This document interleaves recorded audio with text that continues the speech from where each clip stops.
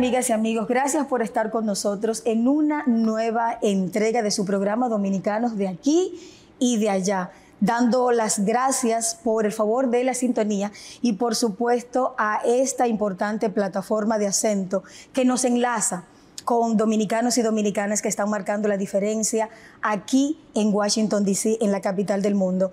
Hoy yo me siento particularmente, puedo decir que emocionada, aunque no me puedan ver, pero es una emoción que expreso porque tengo un amigo maravilloso que fue el artífice de crear este encuentro, y el hecho de yo ver un joven talentoso que está influyendo en este país como estratega político, como académico, como una persona pública, para mí es de una satisfacción enorme. Hoy nos acompaña un dominicano azuano, un dominicano que está marcando la diferencia con la manera como él puede realizar cada uno de los análisis y de la presencia que sigue tomando en esta nación. A mí me place presentarles en el día de hoy a Giovanni Vicente, político, abogado, profesor y sobre todo un gran ser humano. Gracias por estar con nosotros. Y dominicano. Y dominicano sobre todo. Giovanni, gracias por permitirme venir a este espacio y que nosotros podamos tener durante una hora esta conversación tan interesante. Gracias por tu tiempo. Gracias a ti, Miosotis. Para mí es un honor estar aquí. Este sentimiento es compartido, la emoción es mutua. Señores, tenemos mucho. Yo ni siquiera sé por dónde empezar, porque es tanto. Yo quiero sacarle, como decimos en buen dominicano, el jugo, porque yo quiero que ustedes lo conozcan, que conozcan la persona, pero también que conozcan la visión estratégica que él tiene para abordar tantos temas. Brevemente, Giovanni, danos una introducción de quién es Giovanni, el ser humano, el académico, el estratega y, por supuesto, el político. Muchísimas gracias nuevamente por esa introducción tan gentil que tienes conmigo. Es un honor estar aquí, poder hablar con esta gran audiencia de Acento. Tengo para mencionar que Acento fue uno de los primeros medios en los que yo empecé a escribir, cuando yo empezaba a escribir, cuando muchas personas quizás no conocían de las cosas que yo transmitía, y por supuesto cuando todavía no tenía esa credibilidad, no tenía ese conocimiento de mi persona, ¿no?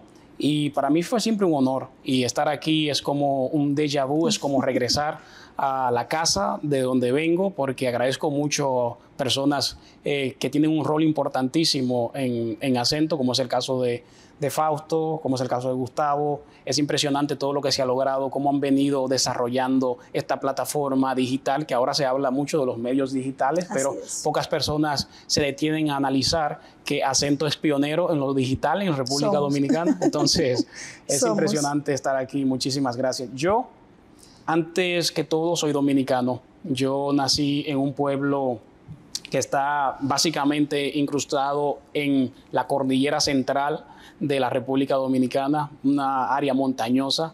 Es un pueblo que se llama Padre Las Casas. Es una comunidad, una población hermosísima, con gente muy trabajadora, con gente que tiene un gran corazón, que reciben al visitante con los brazos abiertos. Y bueno, pues yo soy producto de eso. Luego pasé un tiempo muy largo en la ciudad de Asua, que es el municipio cabecera de la provincia, donde también he echado mis raíces. Y finalmente eso lo he combinado con el tiempo que he vivido en República Dominicana en la capital, en la ciudad capital. Por lo tanto, yo me considero una persona que lucho por lo que quiero, que no dejo que otras personas, obstáculos o cosas puedan obstaculizar, valga la redundancia, los planes que tengo. Y bueno, pues soy de aquellos que viven constantemente mejorando. Yo soy un estudiante eterno, permanente, siempre estoy aprendiendo algo nuevo, y cuando veo que las puertas se cierran, entonces también aprendo a construir mi propia puerta. Así es. Eres docente de la Universidad de Columbia en Washington, D.C. Tu tiempo, sí, como académico y analista en medios oficiales, señores, tengo para decirle que eres contributor de CNN en español. ¿Cómo logras manejar de manera tan eficaz tu tiempo impartiendo docencia y también impactándonos a todos. Cada vez que sucede algo trascendental en el mundo, inmediatamente vemos como literalmente te conviertes en viral porque tienes un punto de vista muy acertado sobre la geopolítica nacional y obviamente global. ¿Cómo logras distribuir? Es una historia muy bonita, realmente. Cuando yo regreso a la República Dominicana después de estudiar en el exterior, estudiar en España, allí consigo un trabajo en el Ministerio de Administración Pública. Llegué incluso a ocupar la posición de director de sistemas de carrera de forma interina en varias ocasiones. Y eso yo lo compaginaba con mi trabajo docente en la Universidad Central del Este. Por ahí empezó todo, desde la perspectiva docente. Y fue un punto de partida que yo diría que no hubo marcha atrás. Desde ese entonces, siempre yo he tenido varios empleos o varias funciones o varias actividades, porque en el mundo que vivimos, tan competitivo como este mundo en el que estamos, el pluriempleo es clave si queremos lograr algunas metas, si queremos llegar a algunos destinos académicos, profesionales.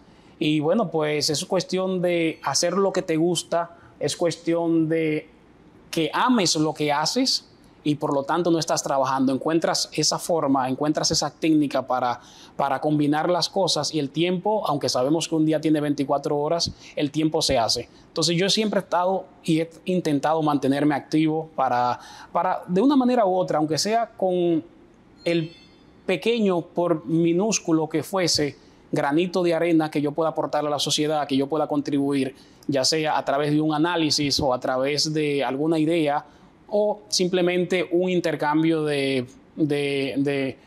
ideas, ¿no? Un intercambio de reflexiones.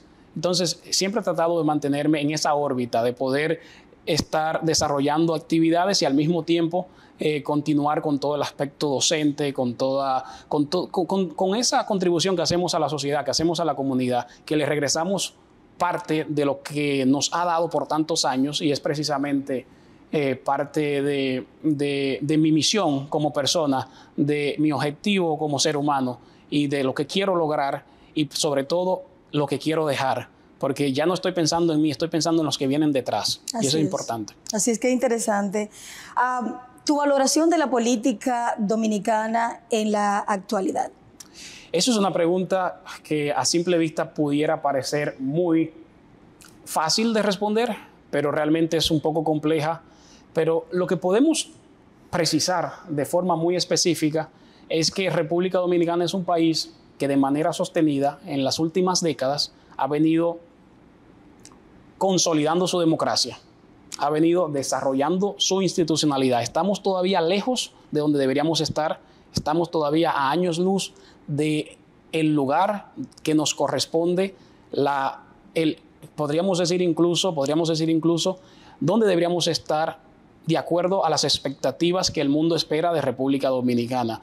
Por supuesto, ha tenido un gran desarrollo económico o un crecimiento económico que todavía es necesario que se convierta en desarrollo económico y por lo tanto eso tiene que venir de la mano con más niveles de institucionalidad, más niveles de justicia, una lucha mucho mayor comprometida en contra de la corrupción y esos flagelos, esos fenómenos que todavía están afectando a la sociedad. Pero creo que en este momento, cuando tú miras otros países que están cerca de nosotros, que están orbitando ahí como vecinos, y tú echas un vistazo hacia la izquierda y ves a Haití, y luego entonces echas un vistazo hacia un poco más lejos y te vas a Venezuela, y tú dices, bueno, pero República Dominicana podemos tener nuestros problemas como cualquier país, hasta en las mejores familias hay problemas, pero cuando nos vemos en el espejo de otras naciones, realmente hemos progresado mucho en términos de democracia, en términos de nuestros procesos electorales, porque es una tristeza, honestamente, ver lo que está sucediendo en el hermano país de Venezuela. Así que yo diría que República Dominicana está en un proceso, en un momento neurálgico muy importante, que es ahora mismo donde más se requiere que los líderes continúen fortaleciendo ese proceso, porque la democracia no es un proceso acabado, la democracia es un proceso siempre en construcción, de forma permanente, como decía Heráclito, lo único permanente es el cambio. En la política o en la democracia lo único permanente es la constante construcción de este proceso y por lo tanto es un momento muy especial para la democracia dominicana y espero que los líderes dominicanos estén a la altura del momento. Ahí es donde está el quid del asunto. Pero mencionas algo interesantísimo, crecimiento pero no desarrollo. Y uno de los aspectos que influye en la ausencia del desarrollo, y por eso se nos llama a un país con una pseudodemocracia, tomando como referencia aspectos que influyeron fundamentalmente a pseudo caudillos luego de la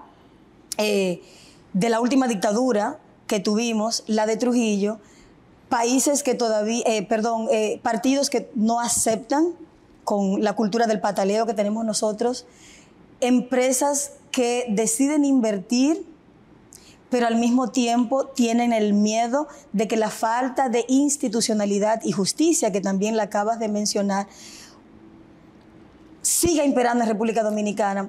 ¿Cómo tú crees que colocando en contexto, como muy bien lo acabas de hacer, ejemplo como Venezuela, ausencia total de democracia, Haití, un país fallido, la República Dominicana puede, desde tu punto de vista, ser un modelo democrático exportable para el resto de la región?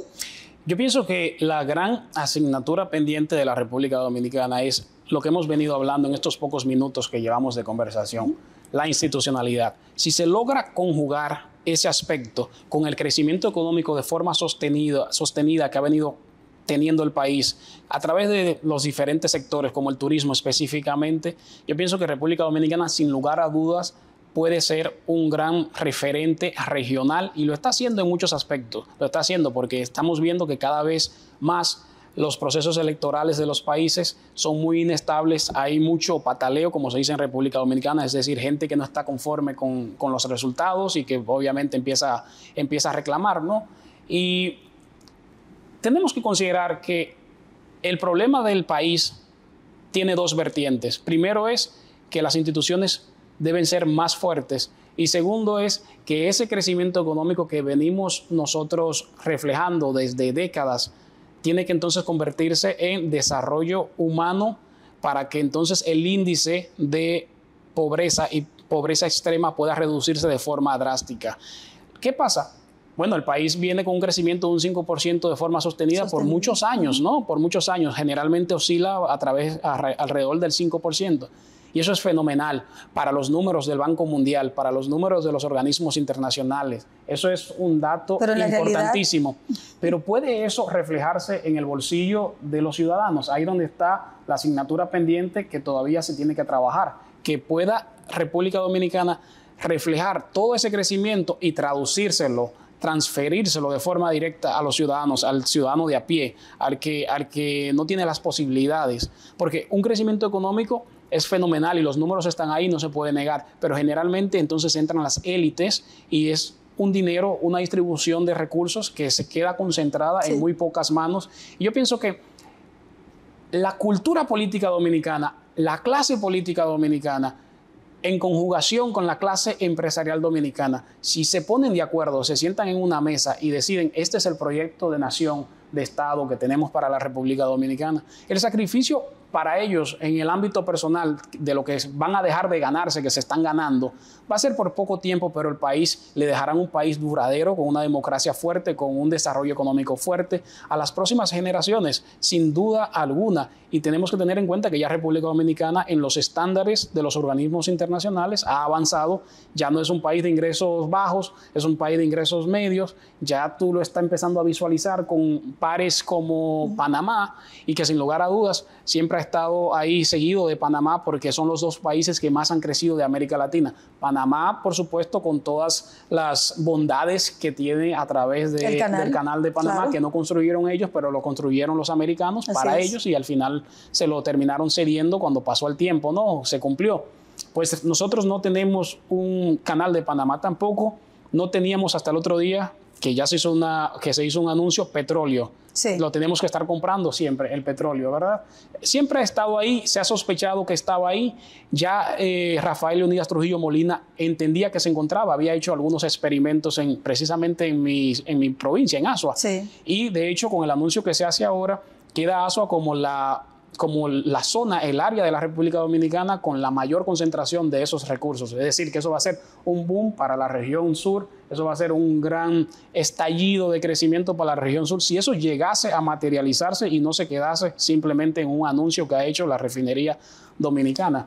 Entonces, bueno, yo soy una anti-explotación de nuestros recursos, específicamente con el boom de que debemos continuar salvando el planeta. Señores, nos vamos a nuestra primera pausa. Recordemos que estamos acá con mi amigo y hermano, ya yo lo he decretado, mi amigo y hermano Giovanni Vicente, en un conversatorio sumamente ameno, donde yo estoy emocionada y no puedo dejar de expresar mi emoción por tener un talento dominicano al lado mío. Nos vamos a nuestra primera pausa y retornamos después de la misma. No se vayan, por favor, que queda mucho más.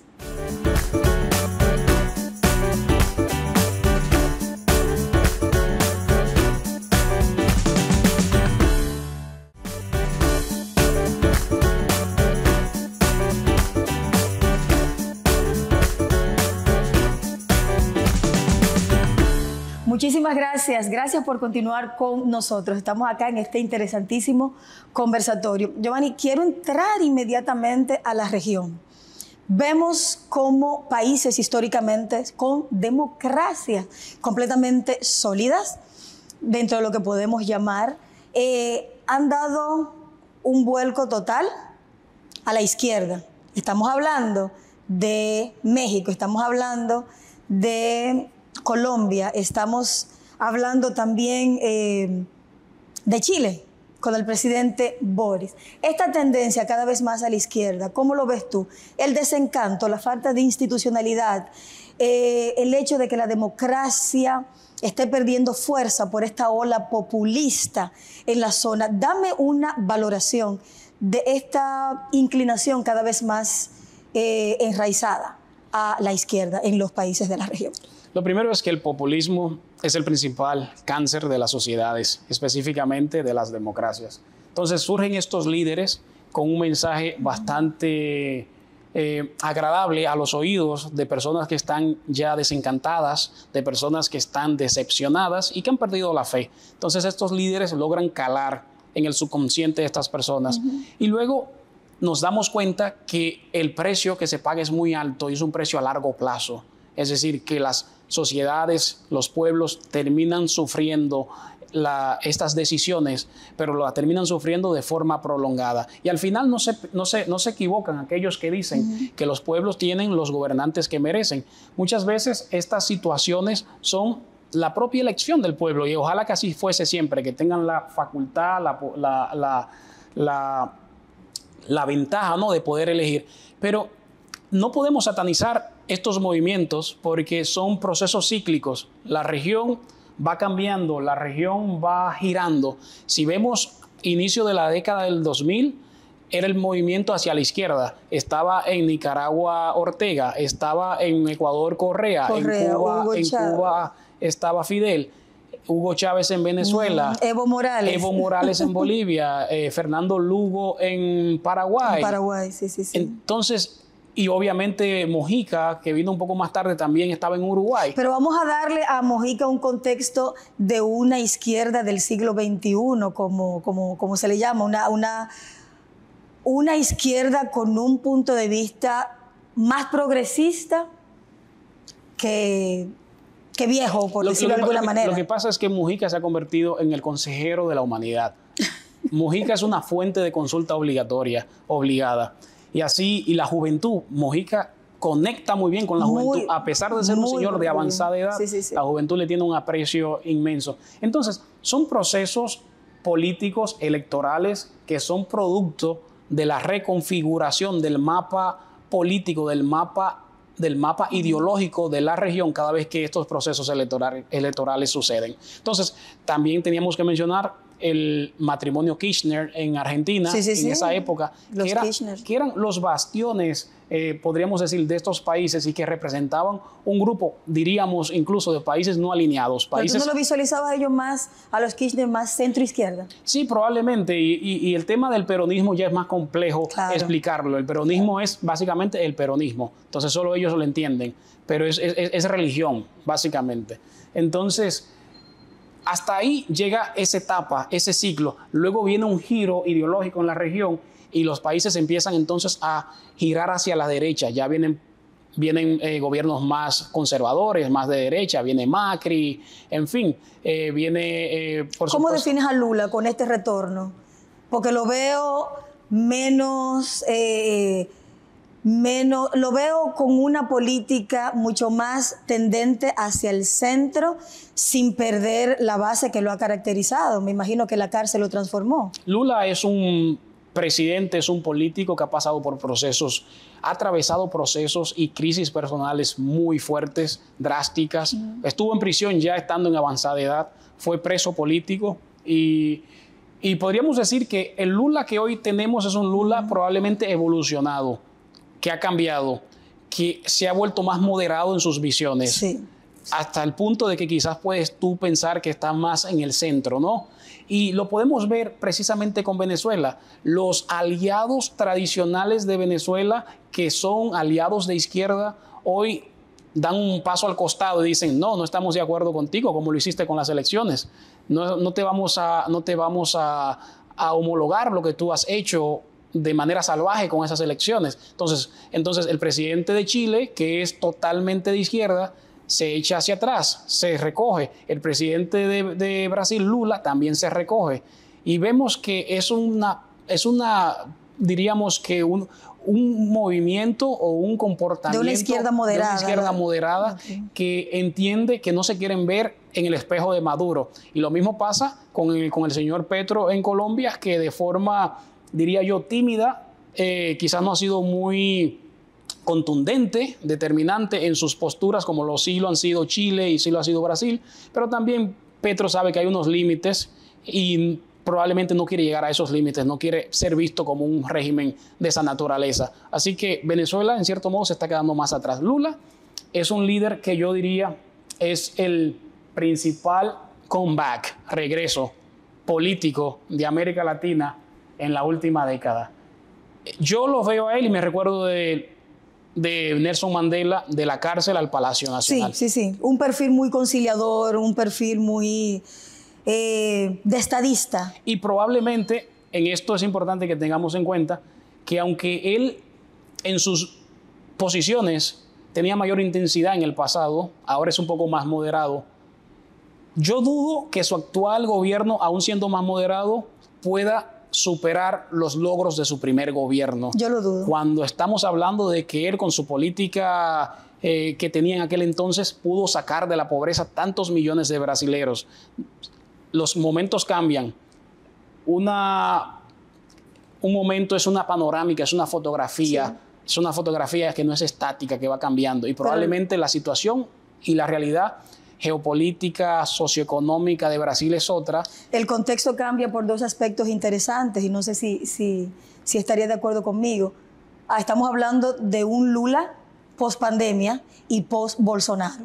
Y post-cáncer. Y post-cáncer, exactamente. Es sobreviviente de cáncer. Es sobreviviente de cáncer. Sin irnos de la región, 3 posibles escenarios desde tu punto de vista de Venezuela. Venezuela es un caso muy interesante. En mi columna de CNN le he dedicado mucho tiempo a Venezuela, mucho tiempo.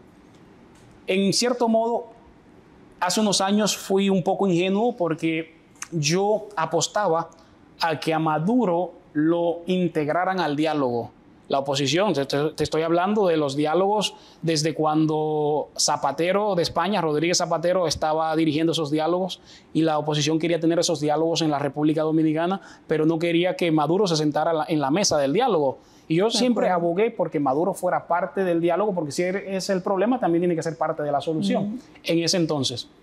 Luego, recuerdo que escribí un artículo que decía la Venezuela que queremos en 10 años, no en 25. En fin, esa tesis yo ahí la establecía. Después me fui dando cuenta que yo era más ingenuo de lo que me imaginaba. que al contrario a Maduro le encanta el diálogo, pero lo utiliza como un instrumento para ganar tiempo, dilatorio. Sí. Cada vez que él está en serios aprietos, cada vez que él está en problemas, Maduro es el primero en levantar la mano. Tenemos que irnos a diálogo, tenemos que hablar, tenemos que sentarnos en la mesa del diálogo. ¿Y qué sucede? Que el status quo que ha generado el problema por el cual se requiere un diálogo se extiende de manera tal que se normaliza y ya llega un momento que no tenemos que hacer ningún diálogo. Todo sigue igual, no hemos cambiado, no vamos a cambiarlo y así se queda. Entonces Maduro pienso que tiene una maestría, pero fenomenal, a nivel Dios, diría, de resiliencia.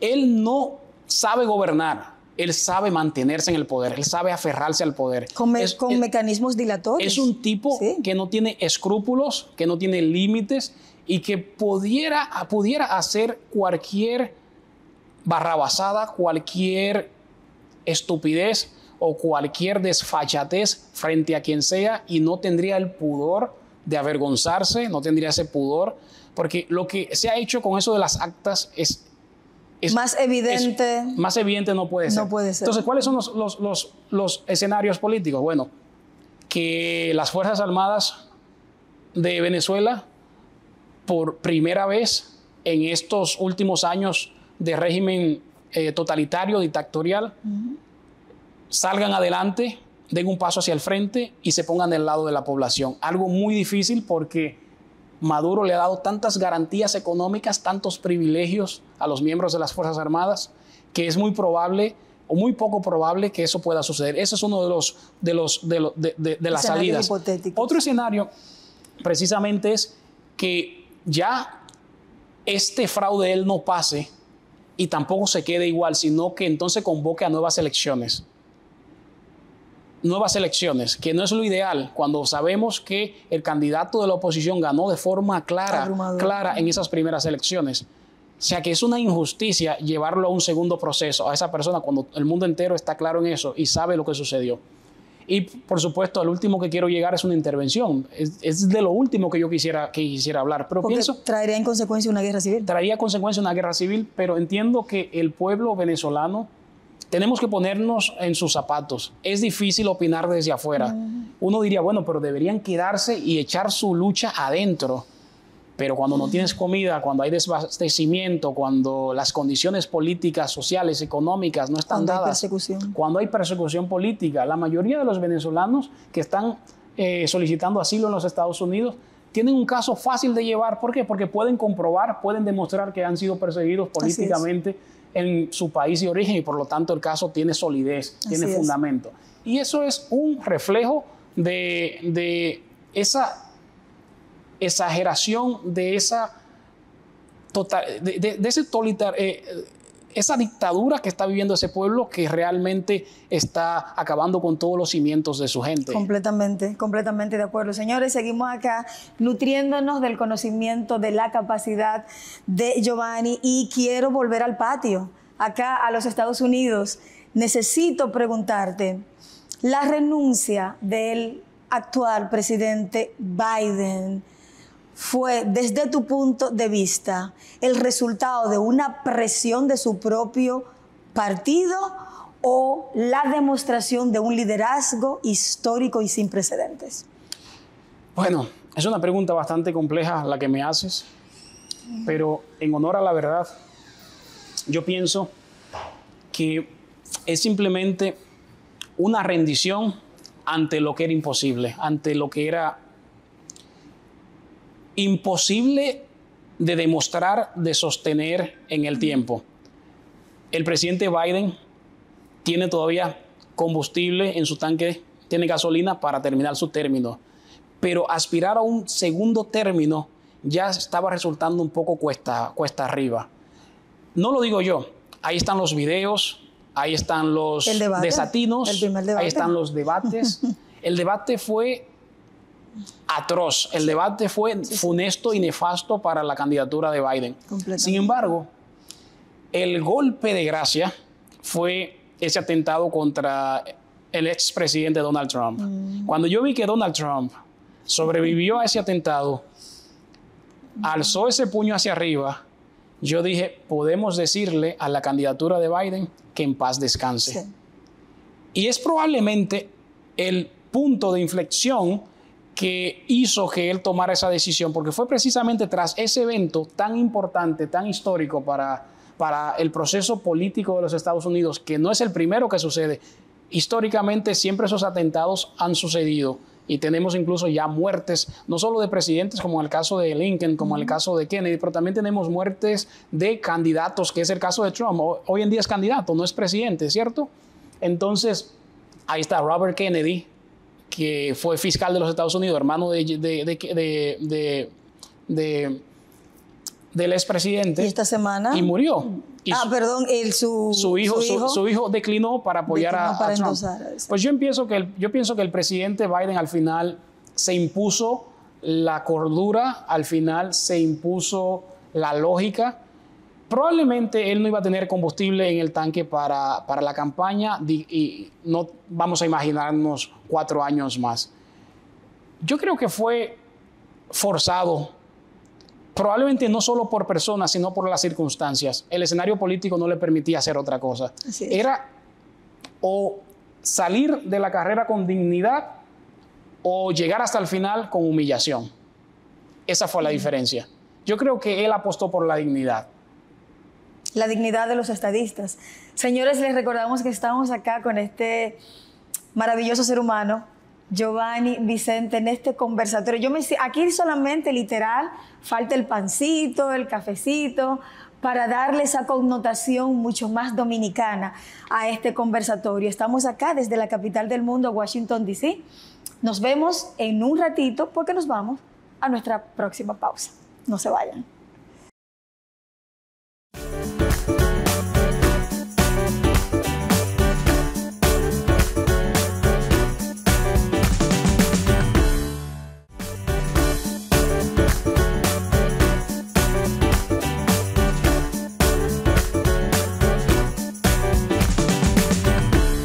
Gracias por continuar con nosotros a través de este importantísimo medio, la plataforma de Acento TV.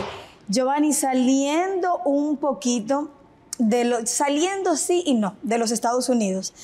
Después de la Segunda Guerra Mundial se produjeron muchas organizaciones, muchas alianzas, y obviamente luego de la Guerra Fría, ese fatídico periodo de amor y odio entre esta nación y la ex República Soviética. Estas alianzas, desde la misma Organización Mundial de la Salud, si podemos hablar un poco más reciente, desde el CARICOM, la misma Organización de las Naciones Unidas, la misma Unión Europea, todas estas alianzas surgen en momentos determinados para establecer aspectos en lo financiero, en lo político, en lo económico, en la formulación de estrategias conjuntas de naciones con la finalidad de ir o conducirse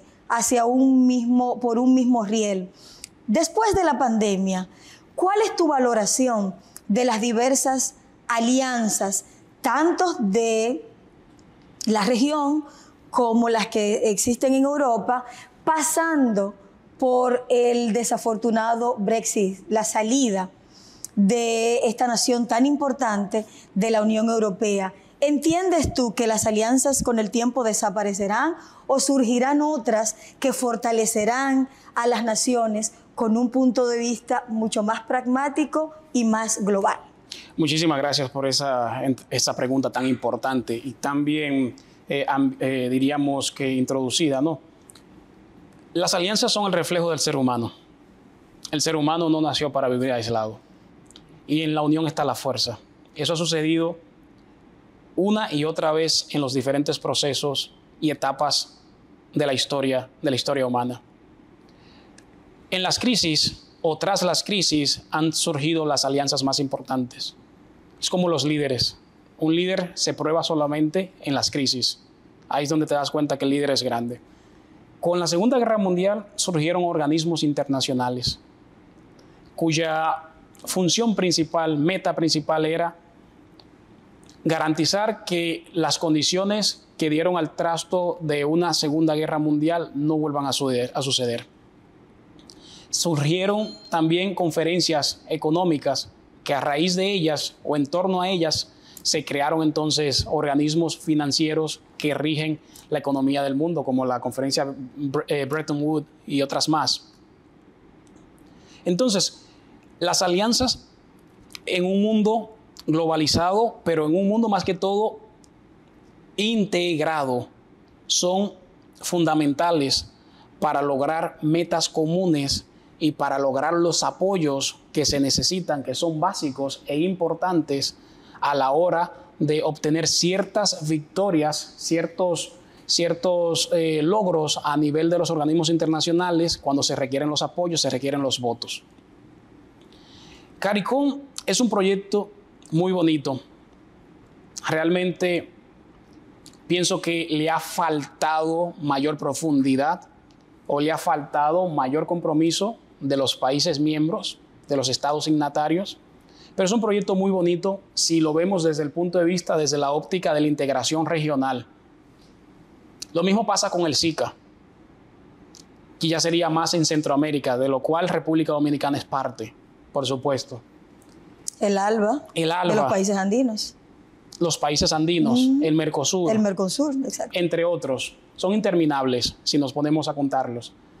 Pero ningún modelo tan bonito, tan bien ejecutado como la Unión Europea, que han logrado crear un bloque, han logrado crear un grupo de países, un continente de países, que tienen sus regulaciones supranacionales, pero que los países que son parte de este grupo entonces también se guían por esas regulaciones. Es decir, que España tiene sus propios diputados, pero al mismo tiempo tiene que enviar diputados representantes a la Unión Europea, por mencionar un ejemplo de un país. Entonces, República Dominicana también ha tratado de abrazar las alianzas y precisamente en el gobierno actual han hecho un pequeño ejercicio, precisamente con 3 países, Costa Rica, Panamá, República Dominicana, y a posteriori recientemente se unió, no como país fundador, pero sí como país miembro, Ecuador. Eso fue en el gobierno del pasado presidente, antes de Daniel Noboa. ¿Qué sucede? La alianza se llama Alianza para el Progreso o para el Crecimiento en Democracia. Ellos le agregaron ese apellido al final, ese elemento en democracia. Es decir, que es para trabajar con los países que están en democracia, o por lo menos tratar de avanzar la agenda democrática en los países que no la tienen, que carecen de ella. Entonces, las alianzas siempre van a ser importantes. Las alianzas son neurálgicas a la hora de obtener resultados. Solos podemos llegar a la meta, juntos podemos llegar más lejos. Y eso es lo que pasa. Y a la hora de las votaciones importantes que se dan en organismos como las Naciones Unidas, los países siempre se organizan en bloques. Al final de cuentas, los países siempre buscan siempre existe el grupismo, y de esa manera es que se logran los votos. Lo importante es ver cómo estas alianzas no terminan, y esto es un dilema muy grande, no terminan socavando la soberanía de los países, no terminan quitándole libertades a las personas y pueden convertirse quizás en algo positivo. Imagínate que en América Latina tengamos una moneda común que pudiera estar compitiendo con el dólar o con el euro. Obviamente hay un elemento sentimental, un elemento patriótico, un elemento de que no quieres deshacerte del peso dominicano porque tiene a nuestro padre de la patria. Sería doloroso, lo sentiríamos aquí en el corazón muy profundo. Entonces es una decisión muy importante que los países tienen que hacer. ¿Se integran o se quedan aislados? El aislamiento no es la solución, no creo que sea la salida. Pero interesante lo que acabas de mencionar, integrarse para no aislarse. Lo que pasa es que muchas de estas alianzas no son efectivas. No. Y se quedan más en acuerdos exactamente administrativos. Y sirven más para el encuentro de la reunión regional. Y ahí se queda. Más conceptual y menos... Porque entonces está el tema de los congresos, el poder legislativo en los países, que todo eso tiene que pasar por ellos, tiene que ser homologado y ratificado por los congresos. Y entonces los líderes pueden tener una buena voluntad, los líderes pueden hablar todo lo que entiendan en esos encuentros, en esas reuniones de presidentes, pero al final tienen que tomar en cuenta lo que dicen sus congresistas. Así es, así es. Tenemos que volver a mucho antes, y voy a ser un poquito indiscreta. Cuando estábamos en la preparación del set con nuestro querido camarógrafo Melvin, teníamos un calentamiento previo, y yo quiero que volvamos ya a nuestros televidentes disfrutando de cada una de tu ponencia en este momento, Giovanni. Queremos hablar de lo que mencionamos tras cámaras, del hallazgo de petróleo y la posible explotación en tu región, en Azua, y por supuesto el alcance económico y la trascendencia que nos va a dar esto, y la presencia más allá del turismo de sol y playa que en la actualidad vendemos después de la debacle de las zonas francas. Ese impacto, ¿cómo tú lo ves a corto, mediano y largo plazo? Pienso que es un hecho trascendental en la República Dominicana, es un hito si eso se logra materializar, es un antes y un después para el país, para la economía, para la gente, siempre y cuando los líderes que están poniendo todo sobre papel puedan tomar en cuenta a las personas, a las comunidades, a los más vulnerables, no dejando a nadie atrás. Azua es precisamente el lugar donde presumiblemente las mayores reservas se encuentran. No es algo nuevo realmente, la sospecha siempre ha estado, desde los tiempos de Trujillo ya se habían hecho algunas perforaciones que emanaban el líquido preciado, en ese momento quizás no con suficiente calidad para ser explotado, pero sí emanaba desde la profundidad, ¿no?, de la tierra. Lo importante es que los líderes que vayan a ser parte de este cambio histórico, que van a construir y a escribir la historia, no hagan lo que se ha hecho en el pasado con otros recursos naturales de la República Dominicana, como la minería. Me explico. Que no entreguen contratos leoninos a las corporaciones internacionales, porque también tengo que reconocer que son los que tienen la capacidad instalada de explotación, los que tienen los equipos. Todo lo que nosotros carecemos en esta materia ya lo tienen ellos, y por lo tanto ellos traen un portafolio de experiencias, un portafolio de capacidades instaladas que nosotros no tenemos, pero que eso sea un proceso paulatino que vaya de la mano, que sea un acuerdo con estas corporaciones que envuelva un proceso de instalación de capacidad local. Es decir, que esos técnicos, porque van a venir técnicos internacionales, cuando eso se empiece a operar, a explotar, van a venir técnicos internacionales, gente de Irán que han vivido con el petróleo toda la vida, gente de Venezuela incluso, gente de Arabia Saudita, todo aquel técnico que sea experto en materia de hidrocarburos probablemente va a tener empleo en la República Dominicana, pero que eso sea de la mano con los locales, que los locales también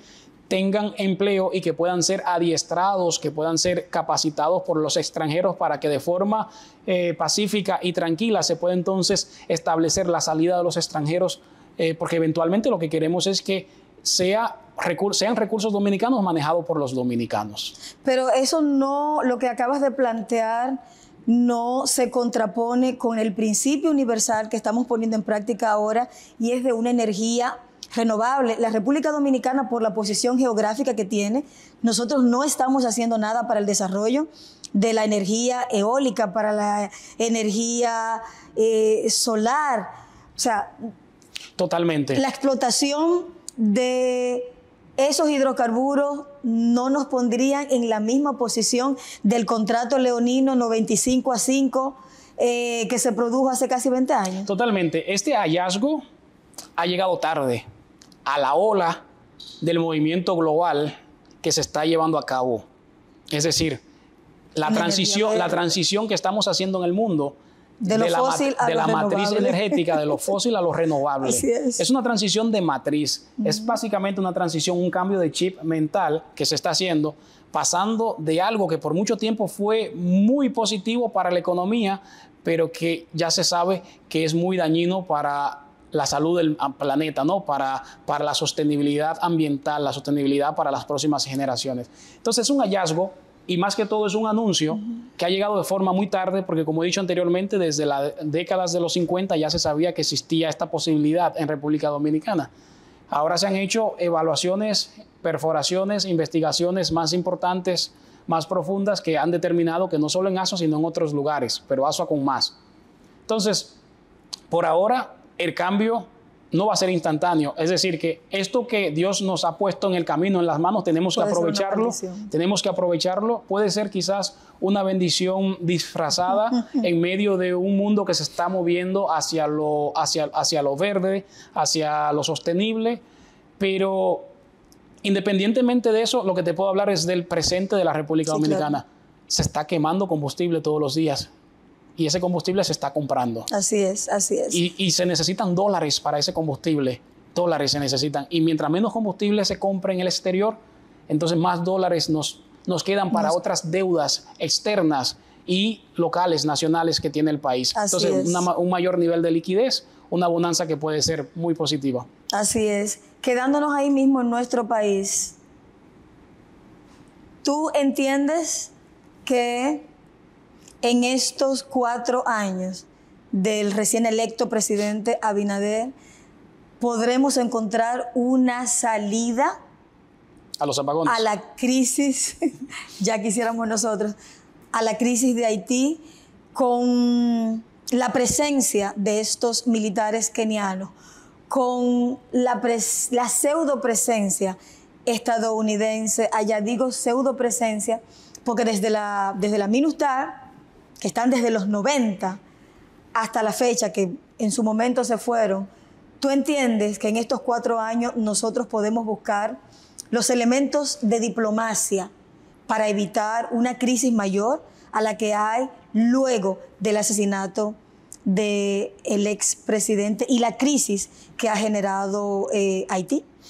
El problema que la crisis de Haití es compleja en sí misma. Es un problema de los haitianos, pero que requiere la ayuda o al menos el acompañamiento de la comunidad internacional. Y República Dominicana es parte de esa comunidad internacional. ¿Dónde está el mayor inconveniente? En que, viendo la historia de Haití, es muy difícil que una solución venga desde el exterior y sea implantada en Haití con éxito. Por lo tanto, tiene que surgir de ellos mismos, y la comunidad internacional lo que tiene que apreciar, o al menos tiene que proveer la logística para que ese cambio se dé. Pero ese cambio tiene que ser haitiano. Ese cambio tiene que ser con la clase política haitiana, porque ya ellos están cansados de que siempre sean las élites que les gobiernen, y esas élites generalmente son extranjeras en Haití. Tienen muchos intereses económicos, las crisis traen grandes oportunidades. El terremoto del 2010 fue una gran oportunidad, no para los haitianos, para todo el que entró a Haití a trabajar en esos temas. Todo el que vino a solucionar el problema, al final lo dejó peor. Entonces, República Dominicana no puede hacer más de lo que está haciendo. Yo pienso que República Dominicana está haciendo lo correcto, tratando de atajar esta crisis, mantenerla ahí a raya, no extralimitarse, no cruzar la línea de la frontera, haciendo lo que puede hacer, pero no se le puede pedir más al país. Pero es un buque de contención. Es de contención, no se le puede pedir más al país. Por razones geográficas, geopolíticas, de distancia, República Dominicana obviamente es el primer país que tiene un impacto ya sea positivo o negativo de lo que sucede en Haití. Pero por esas mismas razones de cercanía es el país que más ha apoyado a Haití. Así es. Entonces, el problema de Haití es que no es una solución que tiene que venir de la República Dominicana. Es una solución que tiene que ser conjunta, tiene que ser de la comunidad internacional. La comunidad internacional le ha fallado olímpicamente a Haití, olímpicamente. La comunidad internacional, Haití pasó, y yo tengo una columna bastante interesante que le escribí en el 2018 para CNN sobre Haití, que se titula de la siguiente manera: Haití, ¿por qué no es importante? ¿Por qué no es importante? Obviamente el título puede dar la impresión de que Haití no es importante, y es todo lo contrario. Es un título bastante irónico, bastante sarcástico, y lo que quiere decir es: Haití no es importante ahora porque no tiene lo que la gente... No hay nada que explotar. No tiene lo que el mundo busca. El mundo busca recursos naturales, busca petróleo. Obviamente, si Haití tuviese estos recursos... Otro discurso otra situación sería. Y por lo tanto, es un problema que tienen que solucionar los haitianos con la ayuda de la comunidad. Así es. Señores, nos vamos a nuestra última pausa, y el último segmento, recordándoles a ustedes que estoy acá con Giovanni Vicente, político, estratega, personalidad pública, académico y sobre todo, como lo dije en el principio, un maravilloso ser humano. Nos vamos a nuestro último segmento. Después de la pausa, él tendrá la última palabra.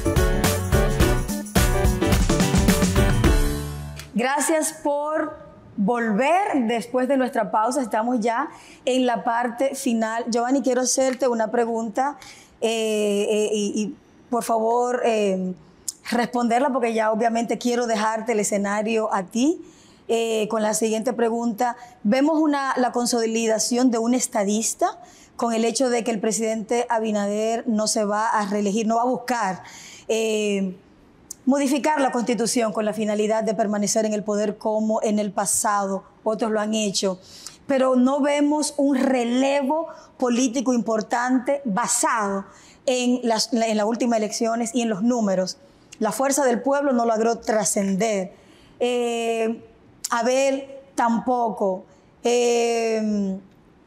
¿Ves un relevo político importante? ¿Entiendes que la República Dominicana está trabajando en esto? ¿Y cómo quedamos nosotros frente a la región con este ejercicio de democracia importante, de momento, que ha hecho el presidente Abinader de que no va a reelegirse?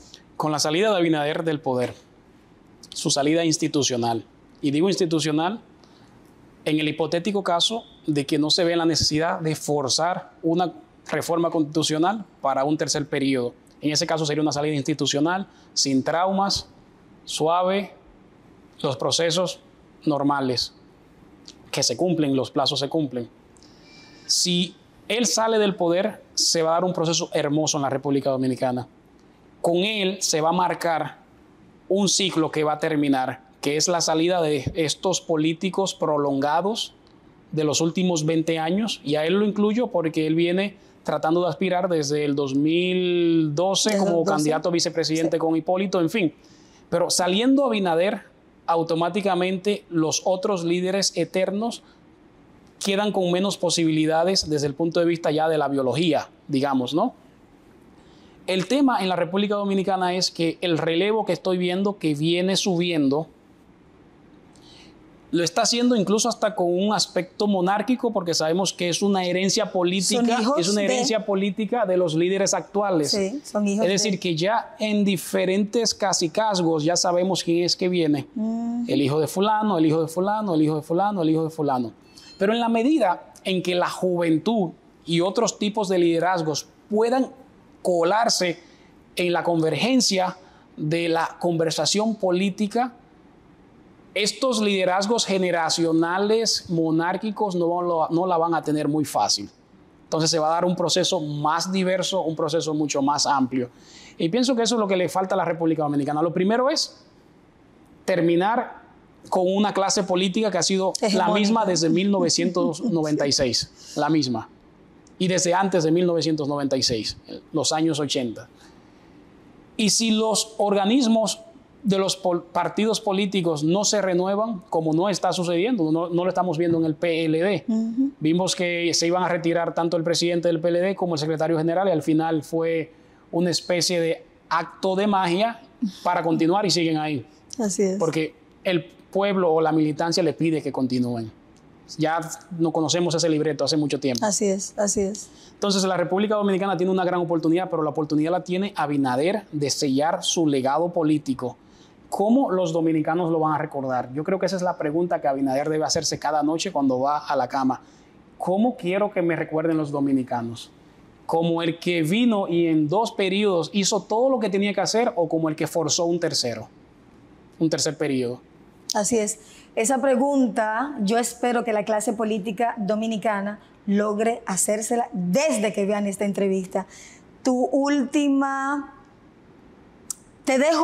Te cedo el micrófono para que tú le hables a esa generación de millennials, esa generación Z, que quiere y tiene el deseo de alcanzar logros a nivel académico, a nivel profesional. Al principio de la entrevista mencionaste que parte de esa magia, si podemos decir magia, se centra en el pluriempleo. Para nosotros alcanzar algo, tenemos que hacer ciertos sacrificios. Te dejo los micrófonos, por favor. La humanidad se encuentra viviendo un momento histórico, un momento importante. Estamos en la era de la información. Estamos en una etapa en la que nuestra imaginación nos puede llevar hasta donde queramos llegar. Pienso que la juventud lo que tiene que hacer es entender de una vez y por todas que la suerte no existe, que la suerte no es más que el encuentro que se da entre dos elementos importantísimos: la oportunidad y la preparación. Las oportunidades tocan a nuestra puerta todos los días, pero si no estamos preparados, lamentablemente, si no estamos preparados, vamos a tener con todo el dolor de nuestra alma que decirle a esa oportunidad: adiós, gracias por visitarme, tal vez en otra ocasión. Entonces las oportunidades son calvas, ¿no? Y se toman por los pelos.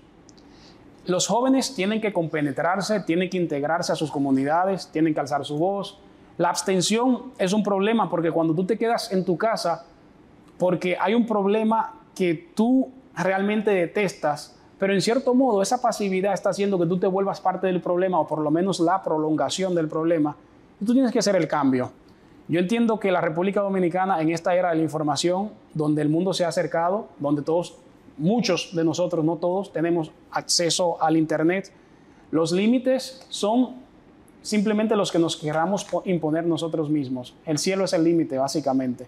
Así que los dominicanos en particular y los jóvenes del mundo en general tienen una gran oportunidad. Vivimos en un mundo que lo tenemos en la palma de la mano. No tenemos que dejar de hacer cosas porque no sabemos. Podemos averiguar quién sabe, podemos preguntar, podemos informarnos. La vida es así, y yo pienso que la juventud es una etapa que se va, es pasajera, pero nuestro legado como personas va a depender de las decisiones que tomamos hoy. Por lo tanto, mi exhortación a todos los jóvenes es: sean parte de la solución, no se queden de brazos cruzados y entiendan que todo con sacrificio se puede lograr. Como dije en el principio, toca puertas. Cuando esas puertas no se abran, construye tu puerta. Trata de sentarte en la mesa de la conversación y cuando no haya un asiento para ti, fabrícate tu mesa. Eso es el espíritu del emprendedurismo, no ya desde el punto de vista de los negocios, pero sino como persona, desde el punto de vista social, desde el punto de vista emocional. Emprende tus propios sacrificios, tus propios caminos, las propias vías para lograr tus metas. No te quedes esperando que las cosas te lleguen, porque honestamente no hay gente con suerte, hay gente preparada. Así es, así es. Y esa es la última palabra con la que quiero que realmente esta nueva generación, que quizás no tiene los recursos o los elementos en una era de información como la que estamos viviendo, se queden con ella. Y yo agradezco al universo, agradezco a Dios, agradezco a Melvin, nuestro camarógrafo, agradezco a Eleazar por este maravilloso encuentro. Yo quiero darle las gracias a ustedes, agradezco el hecho de que estemos aquí en este hermoso día veraniego en la capital del mundo.